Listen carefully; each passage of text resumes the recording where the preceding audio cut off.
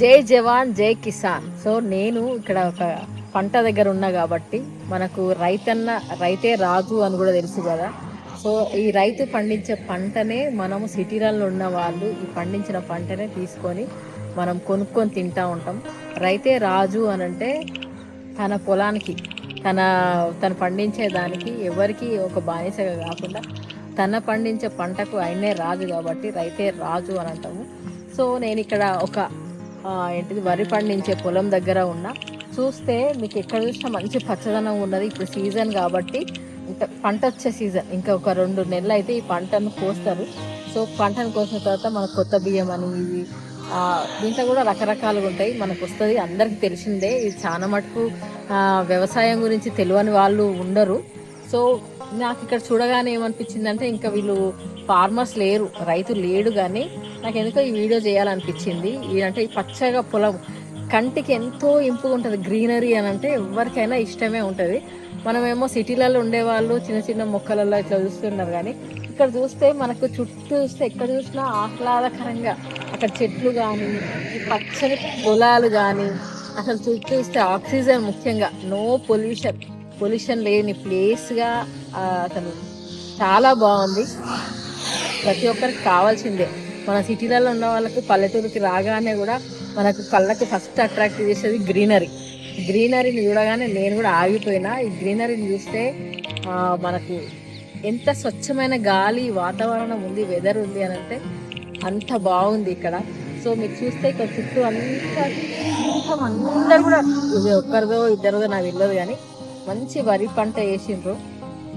కొంచెం ముందైతే వీళ్ళను ఈ పొలం వాళ్ళని కలిసేటోళ్ళము, రైతుని కలిసేటోళ్ళం, ఫార్మర్ని మీకు ఇంటర్వ్యూ చేసేదాన్ని. సో నేను అక్కడెక్కడ వెళ్ళినప్పుడు కూడా అంతకుముందు కూడా బంతి తోటకి వెళ్ళినప్పుడు అది చూపించిన, ఇంకొక ఫ్రూట్ పండించే అది చూపించిన. అంటే వాళ్ళు అప్పుడు అవైలబుల్ ఉన్నారు మాట్లాడడానికి. వాళ్ళు పడే కష్టాలు ఎలా ఉంటాయి.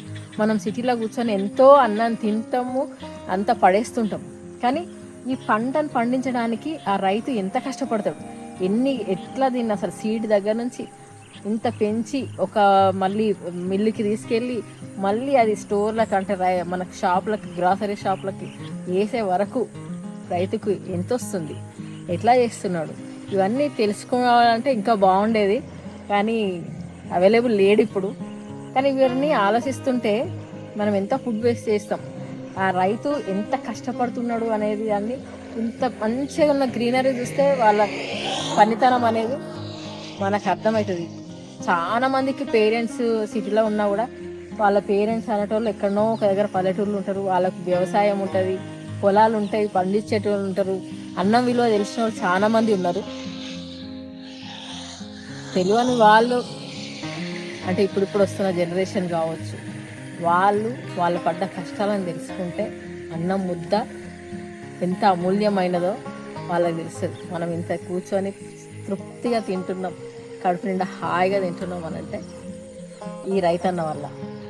సో ఈ పొలాన్ని, ఈ ఫీల్డ్ని ఇప్పుడు మీకోసం చూపిస్తున్నాను, చూడండి.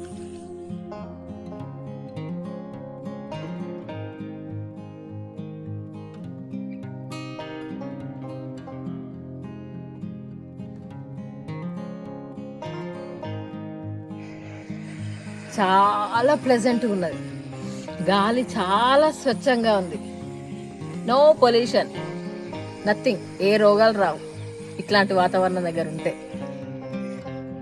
అంత బాగుంది.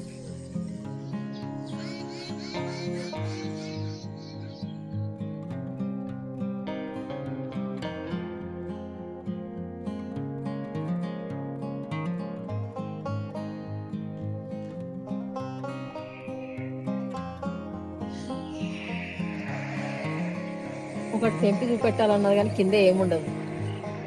ఇంకా వీటికి మొక్కలకి పైన అంటే సీడ్స్ రావాలి కదా, అంటే ఇంకా వచ్చే సీజన్లో ఉన్నాయి ఇంకా. సో అది ఎదిగిన తర్వాత వడ్లుగా తయారైన తర్వాత ఇవి ఇంకా టైం ఉంది, ఇంకొక నెల రోజుల తర్వాత మనకు ఈ పంట అనేది చేతికి వస్తుంది రైతుకి.